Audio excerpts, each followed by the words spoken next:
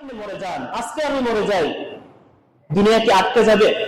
চাক্কা আটকে যাবে, সূর্যটা আটকে যাবে? যে মানুষটা মারা গেল, রাস্তার সিএনজি গুলো থেমে যাবে, সবাই তার গতিতে চলতে থাকবে। আজকে আমি আপনি মারা যাই, সাথে সাথে আজকের মধ্যেই দাফন দিতে হবে, তাহলে সময় দেরি হয়ে যাবে। আমার দাফনের ব্যবস্থা করা হবে, কবরে আমাকে রেখে চলে আসবে। আসার পর আপনি কি মনে করছেন আপনার পরিবারের সবাই সেখানে আপনার জন্য অপেক্ষা করবে? না না না, সবাই চলে আসবে। রাতের খাবার সবাই খাবে, রাতের ঘুম সবাই ঘুমাবে, কিন্তু আপনি আপনার গুরুস্থানে পড়ে আছেন। আজকে আপনি মনে করছেন আমি যদি টাকা না কামাই তাহলে আমার পরিবার কিভাবে চলবে। সেটার কারণ আপনি হালালও চিন্তা করেন না, হারামও চিন্তা করেন না, আপনি নামাজও চিন্তা করেন না, আল্লাহর কথাও চিন্তা করেন না। কিন্তু সেদিন কবরে কেউ আপনাকে স্মরণ করবে না। আপনি দেখেন আপনার দাদা, প্রতিদিন আপনার দাদাকে আপনি স্মরণ করেন, আপনি বুকে হাত দিয়ে বলতে পারবেন যে প্রতিদিন আমার দাদার কবরের পাশে যে আমি কবর জিয়ারত করি, আমার বাবার কবরের পাশে যে আমি কবর জিয়ারত করি। আপনি কোন দিন কবরের পাশে গিয়েছেন এটাও আপনি বলতে পারবেন না। বছরে একবার ঈদের দিন, সেদিনও যায় না। ফজর নামাজ তো পড়েন, আর কবরের পাশে যাবে কোন সময়? তাহলে আপনি কিসের, কোথায় আমরা ছুটছি? রঙিন দুনিয়া। শয়তান আল্লাহ রাব্বুল আলামিনের সাথে চ্যালেঞ্জ করেছে যে আল্লাহ, এই বনি আদমের জন্য আমি পথভ্রষ্ট হয়েছি, আমি আপনার সাথে চ্যালেঞ্জ করছি, প্রত্যেকটা বনি আদমকে আমি ধ্বংস করব, দুনিয়াটা তাদের সামনে রঙিন করে দিব। এই দুনিয়া আমাদের সামনে রঙিন করে দিয়েছে, আর এই রঙিন দুনিয়াকে আমরা সব ভুলে গেছি। তাই আজকে হিজরি বর্ষের মুহররমের 1 তারিখ আমি সবার কাছে একটা অনুরোধ করব, আমরা আমাদের জীবন পরিবর্তন করার ফিকির করি, চেষ্টা করি। দুনিয়া মিছে ধোয়া, ধোকা আর ধোকা। তাই আমরা সবাই ফিকির করি, আজকে মুহররমের 1 তারিখ, আজকে থেকে আমি আমার জীবনকে পরিবর্তন করব। আজকে আপনি সুযোগ করে 2 রাকাত নামাজ পড়েন, নামাজ পড়ে আল্লাহ রাব্বুল আলামিনের কাছে কান্না করেন, দোয়া করেন যে আল্লাহ, জীবনে অনেক ভুল করেছি, সব ভুল থেকে আপনার কাছে তওবা করছি। আর আল্লাহ রাব্বুল আলামিন এমন এক সত্তা, একবার ডাক দিলেই আল্লাহ শুনেন। এক ব্যক্তি 70 বছর পর্যন্ত সনাম সনাম হিন্দু জিকির করছে, একবার শুধু ভুলে সনামের জায়গায় সমাদ বলেছে। সমাদ হলো আল্লাহ রাব্বুল আলামিনের সিফাতি নাম।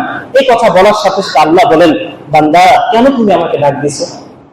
70 বছর আল্লাহর নাফরমানি করে ভুলে একবার আল্লাহকে ডাক দিয়েছেন, আল্লাহ তাআলা বলছেন, বান্দা কেন আমাকে ডাক দিয়েছো? তো সেই মালিককে আমরা ছেড়ে দিছি। আমাদের উচিত আমরা ফিরে আসি আল্লাহর দিকে।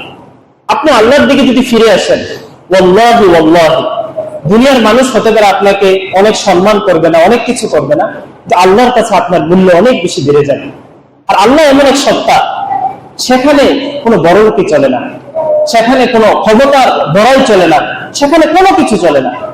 আর আল্লাহ রাব্বুল আলামিন বলেন, ইন্না আকরামাকুম ইনদাল্লাহি আতকাকুম। মানুষটা গরিব হোক, মানুষটা সাধারণ হোক, মানুষটা দেখতে খারাপ হোক, তার পোশাকগুলো নরমাল হোক, কিন্তু ওই ব্যক্তির হৃদয়ে যদি আল্লাহর ভয় থাকে, আল্লাহর সাথে তার যদি সম্পর্কটা গভীর হয়, তাহলে আমি রাব্বুল আলামিনের কাছে তার মূল্য দুনিয়ার সব মানুষের চেয়ে বেশি। তাই আমরা এই হিজরি বর্ষের শুরুতে আজকে আমরা মুহাসাবা করি, নিয়ত করি যে আজকে থেকে ইনশাআল্লাহ আমি আমার জীবনকে সুন্দর করে ফেলব, আমি আমার জীবনকে পরিবর্তন করব এবং 5 ওয়াক্ত নামাজ জামাতের সাথে পড়ব। এই বিষয়টা একটা আমলের উপরে উঠি, আমি অনেক আমলের কথা বলছি, একটা আমল যে 5 ওয়াক্ত নামাজ আমি পড়ব।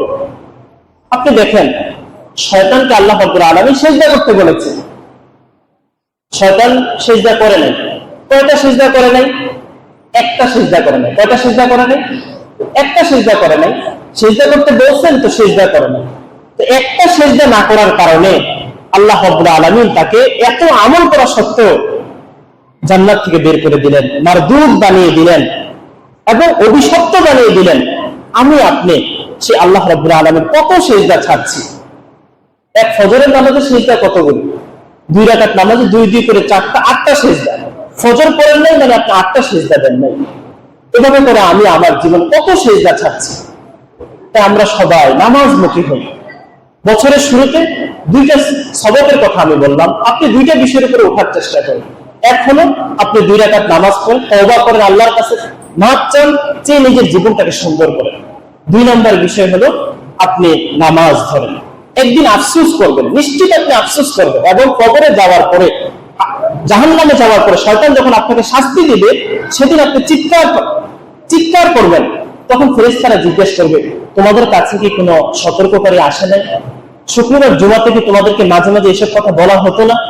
তখন বলবে যে ফেরেশতারা, সেদিন অবশ্যই বলা হতো, কিন্তু সেদিন আমি এদেরকে গুরুত্ব দিতাম না, এক কান দিয়ে শুনতাম, আরেক কান দিয়ে বের করে দিতাম। হায় আফসোস, যদি সেদিন আমি শুনতাম, একটা বার যদি কথাটা মানতাম, তাহলে আজকে কবরের মধ্যে এত কঠিন শাস্তি আমার ভোগ করা লাগতো।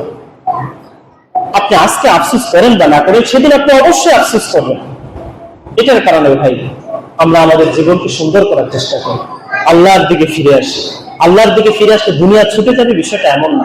আপনার দুনিয়াও থাকবে, আল্লাহ তাআলা আপনার রিজিকে বরকত দিবেন, আপনার কাজে বরকত দিবেন, সব কিছুর মধ্যে বরকত দিবেন। তাহলে আজকে আমরা মসজিদ থেকে 2টা সবক নিয়ে যাব এবং এই 2টা সবকের উপরে ওঠার চেষ্টা করব।